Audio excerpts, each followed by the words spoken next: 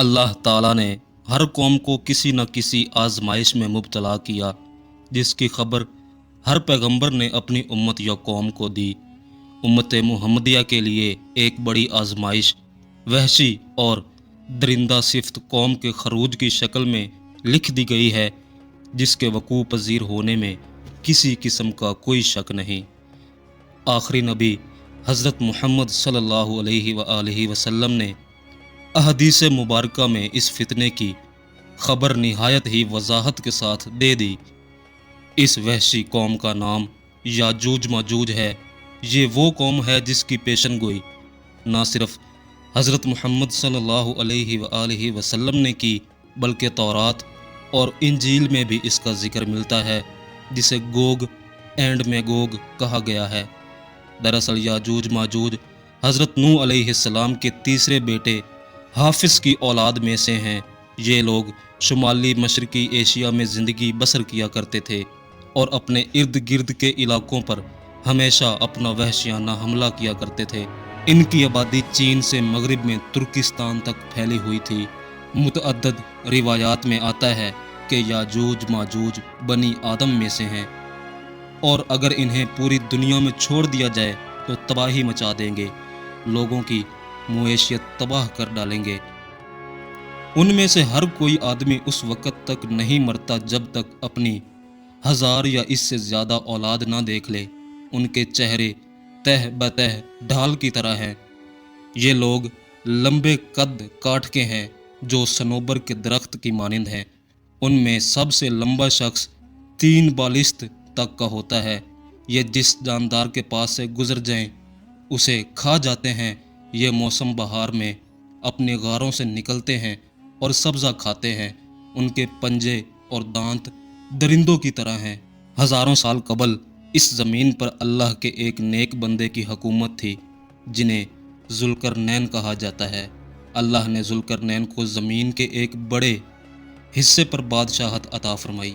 آپ نے مشرق و مغرب کا سفر بھی کیا تھا۔ مورخین کے مطابق ذوالقرنین کے نام سے قرآن مجید میں جس شخص کا ذکر آیا ہے، دراصل وہ ایران کا عظیم بادشاہ خورس تھا، جسے سائرس اعظم بھی کہا جاتا تھا۔ جب حضرت ذوالقرنین نے شمال کا سفر کیا، آپ کا گزر مشرقی ترکستان کے علاقوں سے ہوا۔ یہ علاقہ 2 عظیم پہاڑوں کے درمیان تھا، اور پہاڑ کے اس پار یاجوج ماجوج رہا کرتے تھے۔ ان لوگوں نے ذوالقرنین سے یاجوج ماجوج کے فتنے کی شکایت کی اور کہا کہ یہ قوم بار بار ان علاقوں میں حملہ کر کے فساد پھیلاتے ہیں، لہٰذا حضرت ذوالقرنین نے اس سرکش قوم کی یلغار سے حفاظت کی خاطر ان پہاڑوں کے درمیان ایک مضبوط دیوار تعمیر کروائی، جو لوہے اور پگھلے ہوئے تانبے سے بنائی گئی۔ تعمیر مکمل ہونے کے بعد آپ نے اللہ کا شکر ادا کیا اور لوگوں کو آگاہ کیا کہ یہ دیوار وقتی طور پر ان لوگوں کے فساد سے حفاظت کرے گی، لیکن ہر چیز فنا ہو جائے گی، لہٰذا ایک دن یہ دیوار بھی ٹوٹ جائے گی اور یاجوج ماجوج ان علاقوں سے نکل کر تمام روئے زمین پر پھیل جائیں گے، جیسا کہ اللہ نے قرآن مجید میں ارشاد فرمایا، یہاں تک کہ جب یاجوج ماجوج کھول دیے جائیں گے اور وہ ہر بلندی سے دوڑتے ہوئے آئیں گے اور سچا وعدہ قریب آ لگے گا۔ حضرت ابو ہریرہ رضی اللہ عنہ سے روایت ہے کہ رسول اللہ صلی اللہ علیہ وآلہ وسلم نے فرمایا، پھر وہ دیوار توڑ کر لوگوں پر نکل آئیں گے، سارا پانی پی جائیں گے، لوگ قلعہ بند ہو جائیں گے، وہ ہر ٹیلے سے بھاگتے ہوئے آئیں گے، ان کے اگلے افراد بحر تبریہ سے گزریں گے، وہ اس کا سارا پانی پی جائیں گے، اور ان کے آخری افراد وہاں سے گزریں گے تو کہیں گے کہ کبھی یہاں پانی ہوا کرتا تھا، اور حضرت عیسیٰ علیہ السلام اور ان کے ساتھی محصور ہو جائیں گے، یہاں تک کہ بیل کا سر تمہارے 100 دیناروں سے بھی زیادہ قیمتی ہوگا۔ وہ اپنے تیر آسمانوں کی طرف پھینکیں گے، جنہیں اللہ تعالیٰ خون لگا کر واپس نیچے پھینکے گا، تو وہ کہیں گے، ہم نے آسمان والوں پر بھی غلبہ پا لیا جس طرح ہم اپنی زمین پر غلبہ پا چکے ہیں۔ ایک روایت میں ہے کہ بے شک یاجوج ماجوج روزانہ دیوار توڑتے رہتے ہیں، جب وہ مکمل ٹوٹنے کے قریب ہوتی ہے تو انہیں سورج کی شعائیں نظر آتی ہیں۔ اتنے میں ان کا بڑا کہتا ہے چلو باقی کل توڑیں گے، تو اگلے دن اللہ تعالیٰ اس دیوار کو پہلے سے بھی زیادہ مضبوط بنا دیتا ہے۔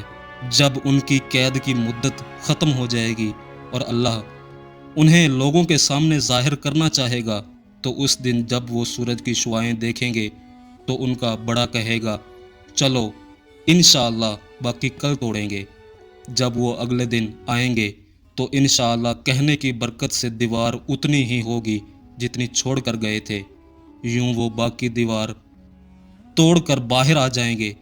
دیوار توڑنے کے بعد وہ زمین پر خوب قتل و غارت کریں گے۔ یہ سب قیامت کے قریب ہوگا۔ حضرت عیسیٰ علیہ السلام ان کے لیے ہلاکت کی دعا فرمائیں گے تو اللہ تعالیٰ ان کی گردنوں میں کیڑے پیدا فرما دے گا، جس سے یہ فوراً مر جائیں گے۔ پوری زمین پر ان کی لاشوں کی بدبو پھیل جائے گی۔ پھر اللہ تعالیٰ ایک خاص قسم کے پرندوں کو بھیجے گا جو ان کی لاشیں اٹھا کر جہاں اللہ کا حکم ہوگا وہاں پھینک دیں گے۔ یوں یاجوج ماجوج کا خاتمہ ہو جائے گا۔